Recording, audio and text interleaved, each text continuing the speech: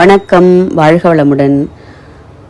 கணபதியின் திருவடிகளை வணங்கி குருநாதனை சேவித்து ஸ்ரீமாத்ரே நமக. அம்பாளுடைய பரம அனுகிரகத்தினால் நாம் பார்க்கக்கூடிய ஸ்லோகம் 29. பண்டபுத்திரவதோத்யுக்த பாலா விக்ரமநந்திதா மந்திரிண்யம்பா விரச்சித விஷங்க வததோஷிதா அப்படின்னு சொல்லக்கூடிய ஸ்லோகம். ஃபர்ஸ்ட் லைன் ஒரே நாமா, செகண்ட் லைன் ஒரே நாமா. நம்ம அர்த்தத்துக்காக அதை பிரித்து படிக்க போகிறோம். இங்கே தேவியினுடைய புத்திரி ஆர் தேவியே தன்னை குழந்தை ரூபமாக மாற்றிக்கொண்டு அந்த பாலா என்று சொல்லக்கூடிய அந்த அம்சாவதாரத்தை பற்றி தான் இந்த ஸ்லோகத்தில் பார்க்குறோம். பாலா அப்படின்னு சொல்லக்கூடியவள் 9 வயசு குழந்தையாக இருக்கக்கூடியவள். எப்படி மகாவிஷ்ணு அந்த கிருஷ்ணாவதாரம் பண்ணினாரோ அதுபோல் தேவியும் தன்னை குழந்தை ரூபத்தில் இருக்கக்கூடியது தான் அந்த பாலா. அப்போ குழந்தையும் தெய்வமும் கொண்டாடும் இடத்தில் குழந்தைய எந்த அளவுக்கு நாம் நேசிக்கின்றோமோ கொஞ்சி விளையாடுகின்றோமோ அந்த அளவுக்கு அந்த குழந்தை நம்மக்கிட்ட ஒரு அட்டாச்மெண்ட்டோடு இருக்கும் இல்லையா. அந்த மாதிரி இந்த பாலாதேவியானவள் அப்பேற்பட்ட பிரசித்தமுடையவள். தேவி எப்படி பஞ்சதசாட்சரி அந்த ஸ்ரீவித்யை என்று சொல்லக்கூடிய பஞ்சதசாட்சரி மந்திரத்தை சொல்கிறோமோ அதுபோல் லகு வித்யைன்னு பேர். அம்பாளுடைய பாலாவினுடைய மந்திரமும் அந்த அளவிற்கு பிரசித்தமானது. ஸோ பாலாவை வழிபட்டாலே அவளை, அதாவது லலிதா பரமேஸ்வரியை அடைவதற்கான ஒரு எல்லா வழிகளையும் நமக்கு ஏற்படுத்தி தருபவள். அப்பேற்பட்ட அந்த பாலாவானவள் தேவியினுடைய புத்திரியாக இந்த இடத்துல பார்க்குறோம். அந்த அவளுக்கு இன்னொரு பேர் இருக்கு, வாலைன்னு சொல்லுவோம். அந்த பண்டபுத்திரனான 30 பேர், பண்டனுக்கு 30 பிள்ளைகள். எப்படி 30 பிள்ளைகள்னா ரகசியமாக பார்த்தோம் அப்படின்னு சொன்னோம்னாக்க நம்முடைய மும்மலங்கள்னு சொல்கிறோம். நம்மளை சுற்றி இருக்கக்கூடியது ஆணவம், கண்மம், மாயை. அப்போது அந்த ஒவ்வொரு மலத்திற்கும் 10 பொறிகள். அப்போ அந்த 10 பொறிகள் வழியாக வெளிப்படுறது தான் இந்த ஆணவமும் கண்மமும் மாயமும். அப்போ 3 × 10 30. அதுதான் பண்டபுத்திரர்களாக இங்கே பார்க்குறோம். அந்த 30 பேர்களையும் பாலா பரமேஸ்வரி என்ன பண்ணுறா, தன்னுடைய ஒரே பானத்தினால் அவர்களை அழித்து விடுகின்றாள், வதம் பண்ணி விடுகின்றாள். அதை பார்த்த தேவிக்கு அளவில்லாத சந்தோஷம். அந்த அளவிற்கு அப்படியே மகிழ்ந்து போகிறாளாம். ஆஹா, ஒரே ஒரு இதில், ஏன்னா குழந்தைகள் எது பண்ணினாலும் பெற்றவர்களுக்கு அவ்வளோ ஒரு பரமானந்தம் இருக்கும். அது என்ன மழலையில் தத்துப்புத்துன்னு ஏதாவது சொன்னால் கூட, ஐயோ என் குழந்தை அப்படி சொல்கிறது, என் குழந்தை இப்படி சொல்கிறது அப்படின்னு அம்மா எப்படி கொண்டாடுவாளோ அதுபோல் இந்த குழந்தையினுடைய இந்த பராக்கிரமத்தை பார்த்து தேவி மகிழ்ந்து, அவளுடைய பராக்கிரமம் அந்த வீரத்தை பார்த்து மகிழ்ந்து அப்படியே சந்தோஷப்படுறாளாம் அந்த அளவிற்கு. அடுத்தது மந்திரிண்யம்பா விரச்சித விஷங்க வத தோஷிதா. மந்திரினிங்கிறது ஷியாமளா ராஜமாதங்கின்னு பார்த்தோம். அம்பாளுடைய பிரதானமாக இருக்கக்கூடிய ஒரு அமைச்சர்னு பார்த்தோம். மதங்க முனிவரின் பெண்ணாக இருப்பவள். அப்பேற்பட்டவள் என்ன பண்றா, விஷங்கன் என்கின்ற அசுரனை வதம் பண்ணுகின்றாள். இந்த விஷங்கன் யாரு அப்படின்னு பார்த்தோம்னா அது முதல்ல தெரிஞ்சுப்போம். பண்டனுடைய 2 புஜங்கள்ல இருந்தும், வலது பக்கத்திலேருந்து இடது பக்கத்திலேருந்தும் வந்தவர்கள் தான் விசுக்கரன் விஷங்கன் அப்படின்னு சொல்லக்கூடிய 2 அசுரர்கள். விசுக்கரன் அப்படின்னு சொல்லவன் பண்டனுடைய வலது தோளிலிருந்து வெளியில வந்தவன். விஷங்கன் என்று சொல்லக்கூடியவன் பண்டனுடைய இடது தோளிலிருந்து வெளியில வந்தவன்.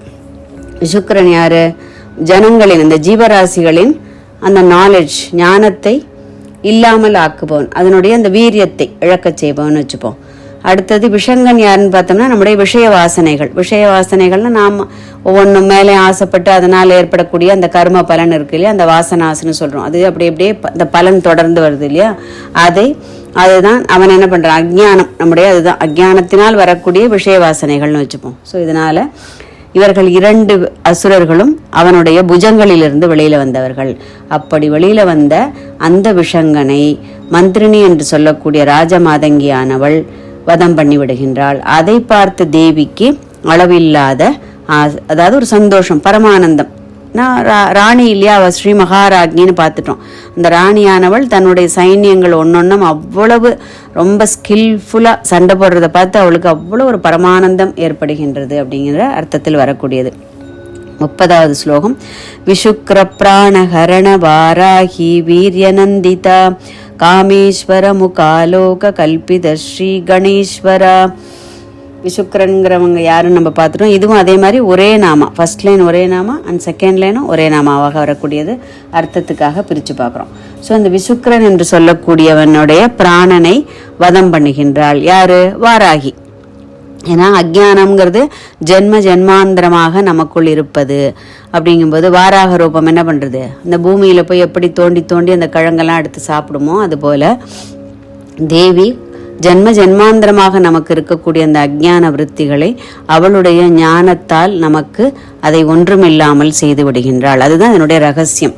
அப்போது இதனால் கரெக்டாக அது மாற்றி கூட வந்திருக்கலாமே, மந்திரினி இவனையும் அங்கே அது மாற்றி வந்திருக்கலாமேனா அந்த வசினி வாக்தேவதைகள் அமைத்திருக்கக்கூடிய அந்த பாங்கு இருக்கு, அதுவும் ஒன்னொன்னும் அதனுடைய ரகசியத்தை சொல்லிக் கொடுப்பதற்காக எழுதப்பட்ட ஸ்லோகங்கள். ஸோ நம்முடைய அஜ்ஞானம் என்று சொல்லக்கூடிய அந்த விசுக்கரனை யார் வதம் பண்றா, இந்த வராகி தண்டநாதா என்று சொல்லக்கூடிய அந்த வராகி அவனை வதம் பண்ணி அந்த அஜ்ஞானத்தை இல்லாமலாக்கி நமக்கு ஞானத்தை அருளக்கூடியவள் அப்படிங்கிற பாவத்தோட இந்த இதை நம்ம படிக்கணும். அடுத்தது காமேஸ்வர முகா ஆலோக கல்பித ஸ்ரீ கணேஸ்வரா. இப்போ பரமசிவனுக்கும் பார்வதிக்கும் 2 பிள்ளைகள் இருக்கார்களே, அவர்கள் 2 பேரும் நம்மளை மாதிரி தேக சம்பந்தத்தினால் ஏற்பட்டவர்களா அப்படின்னு கேட்டாக்கா கிடையவே கிடையாது. ஏன்னா ஒவ்வொரு அந்த பர்டிகுலர் மொமெண்ட்னு சொல்கிறோம் இல்லையா, அந்த அதற்காக அவர்களை அவள் சிருஷ்டி பண்ணக்கூடியது. இப்போது முருகப்பெருமான் எங்கேருந்து வந்தார்னு பார்க்குறோம், சிவனுடைய நெற்றிக்கண்ணிலிருந்து உதித்தவர் தான் முருகப்பெருமான்னு பார்க்குறோம். அதே மாதிரி இங்கே விக்னேஸ்வரன் எங்கேருந்து வந்தார்னு பார்த்தாக்க எதுக்காக திடீர்னு இவருடைய அவதாரம் அப்படின்னு பார்த்தோம்னா அடுத்த ஸ்லோகமே நமக்கு சொல்லிக் கொடுக்கும். அதாவது ஒரு விக்ன யந்திரத்தை பண்டன் ஏவி விட்டுறான் தேவியுடைய சைன்யங்கள் மேலே, அதை இல்லாமல் ஆக்குவதற்காக இங்கே கணேசனை தேவி சிருஷ்டி பண்ணுகின்றாள். ஏன் தேவிக்கே இதை இல்லாமல் பண்ணிடலாமே, அதனுடைய வீரியத்தை இல்லாமல் பண்ணிடலாமே அப்படின்னு நமக்கு ஒரு கொஸ்டின் வரலாம் இந்த இடத்துல. ஆனால் எந்தெந்த இடத்தில் எந்தெந்த யாருக்கு என்ன இம்பார்ட்டன்ஸ் கொடுக்கணுமோ அதை கொடுத்து விட்டு அவள் என்ன பண்ணுறா, அந்த கிரெடிட்டை எடுக்காமல் அவள் விலகி நின்று இந்த பிரபஞ்ச லீலைகளை நடத்துபவள். இந்த இடத்துல காமேஸ்வரன் தன்னுடைய பதியான காமேஸ்வரனுடைய முகத்தை ஆலோகம்னா ஒரு 60 செகண்டுக்கு ஆலோகம்னு ஒரு அர்த்தம் இருக்கு அப்படின்னு சொல்லிட்டு இருக்கு, வியாக்கியானம் இருக்கு. அப்ப காமேஸ்வரனுடைய முகத்தை ஜஸ்ட் பார்த்த மாத்திரத்தில், அண்ணலும் நோக்கினால் அவளும் நோக்கினால்னு ராமாயணத்துல வரும் இல்லையா, அந்த மாதிரி காமேஸ்வரனுடைய முகத்தை பார்த்த மாத்திரத்தில் கல்பிதன சிருஷ்டி பண்ணக்கூடியது. தேவி என்ன பண்றாளாம், அவள் சங்கல்ப மாத்திரத்தில் 14 லோகங்களையும் படைக்கக்கூடியவள் இல்லையா. அவளுக்கு ஒன்றும் பெரிய விஷயமே கிடையாது, எதை சிருஷ்டி பண்ணணும், எதை சம்ஹாரம் பண்ணணும், எதை திரோதானம் பண்ணணும், எதை அனுகிரகம் பண்ணணும் அப்படிங்கிறது தேவிக்கு ஒன்றும் பெரிய விஷயமே கிடையாது. ஜஸ்ட் லைக் தட் எல்லாம் பண்ணக்கூடியவள் சங்கல்ப மாத்திரத்தில் செய்வதனால் இந்த இடத்துல காமேஸ்வருடைய முகத்தை பார்த்த மாத்திரத்தில் மகா கணேசரை சிருஷ்டி பண்ணுகின்றாள். இப்போ இதை நம்ம கேட்கும்போது பிள்ளையார் சதுர்த்தி பக்கத்தில் வந்தாச்சு. கரெக்டாக எப்படி பகவானுடைய ஒரு அனுகிரகம் பாருங்க, கரெக்டாக அந்த மகா கணேஸ்வருடைய அவதாரம் இந்த ஸ்லோகத்தில் நம்ம பார்க்குறோம். அது எப்படி இப்படி இது மாதிரி அமைஞ்சதுங்கிறது அதுவும் தெய்வத்தினுடைய ஒரு லீலை தான்.